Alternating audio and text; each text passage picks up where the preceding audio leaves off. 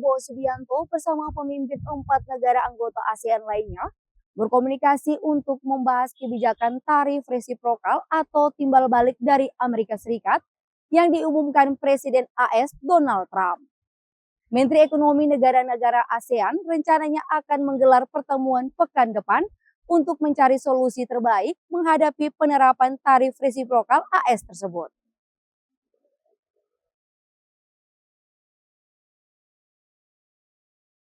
Presiden Prabowo Subianto melakukan pembicaraan melalui sambungan telepon dengan 4 kepala negara ASEAN.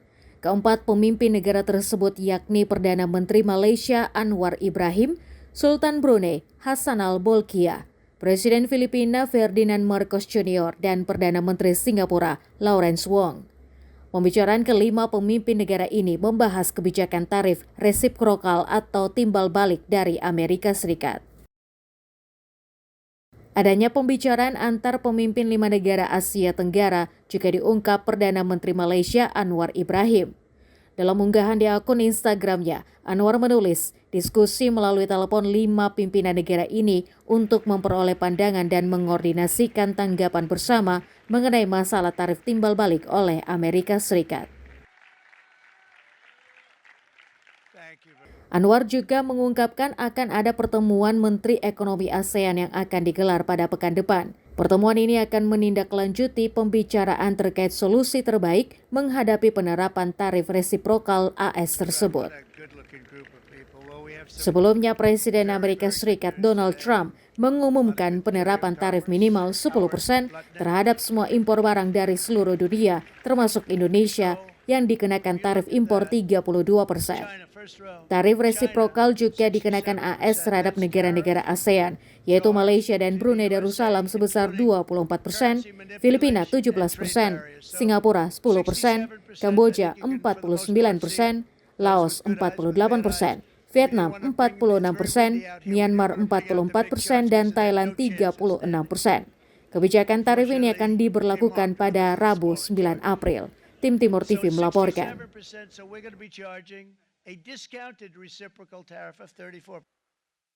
Presiden Prabowo Subianto meminta masyarakat tetap tenang dalam menghadapi kebijakan tarif dagang yang ditetapkan pemerintah Amerika Serikat dan adanya potensi perang dagang global. Presiden Prabowo optimis perekonomian Indonesia mampu menghadapi dampak kebijakan tarif dagang AS dan perang dagang yang terjadi saat ini. Salam kebajikan. Yang kami hormati, kami banggakan Bapak Presiden Prabowo Subianto angkat bicara terkait kebijakan tarif timbal balik yang diterapkan pemerintah Amerika Serikat. Presiden menghimbau masyarakat untuk tetap tenang dalam menghadapi kebijakan tarif yang berlaku mulai 9 April 2025.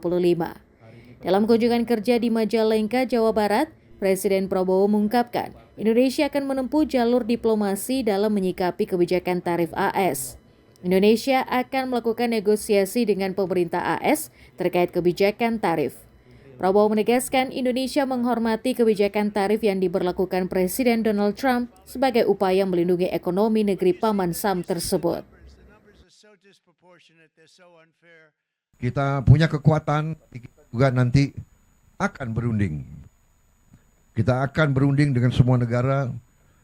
Kita akan juga buka perundingan sama Amerika.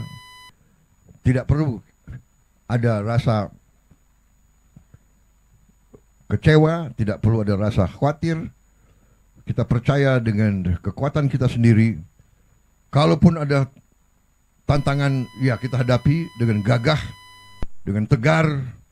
Mungkin ada berapa saat, tapi kita yakin bahwa kita akan bangkit dengan tingkat yang baik. Sebelumnya, Amerika Serikat mengenakan tarif imbal balik sebesar 32% untuk produk Indonesia yang masuk ke negeri Paman Sam tersebut. Kebijakan ini akan berlaku mulai 9 April 2025. Tim Liputan Timur TV melaporkan. Orang Muda Katolik Paroki Tritunggal Maha Kudus Sadi menggelar aksi berbagi bansos kepada masyarakat yang membutuhkan. Kepedulian ini digelar dalam bentuk aksi nyata pada rangkaian Prapaskah 2025.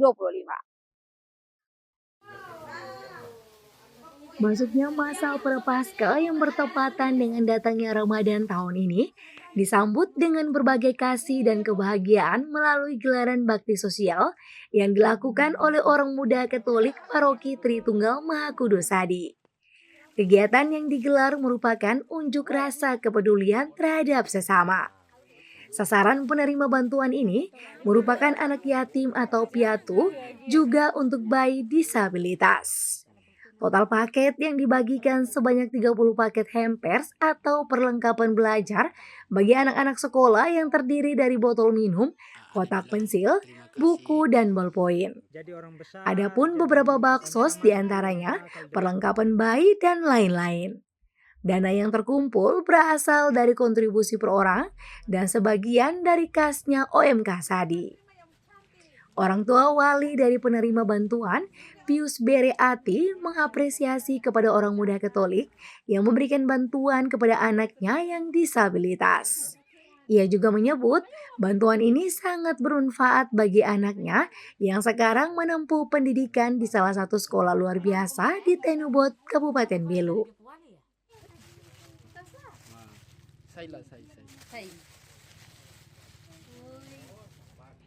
Kakak-kakak dari UMK Paroki Sadi yang sudah datang kunjungi. Saya punya anak dan kebetulan anak yang disabilitas. Dan saya ucapkan terima kasih banyak kepada kakak-kakak dari UMK Paroki Sadi.